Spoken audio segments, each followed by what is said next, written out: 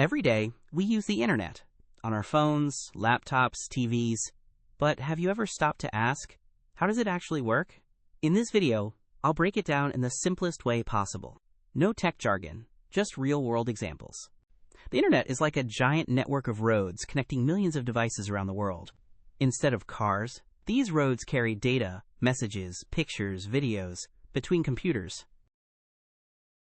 When you go online, your phone or computer connects to the internet through a router, usually via Wi-Fi.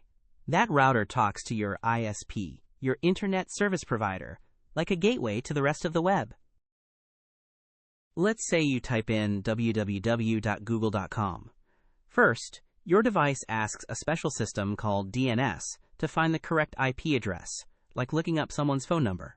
Then it sends a request to Google's server, saying, "Hey, I'd like to see the home page."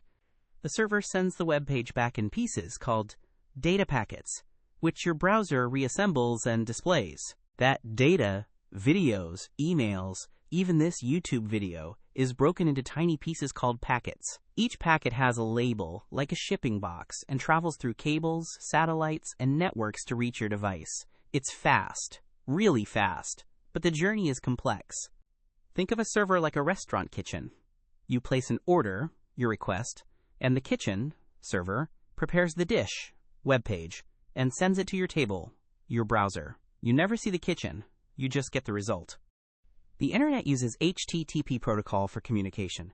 It is a set of protocols and standards used by the internet for digital communication.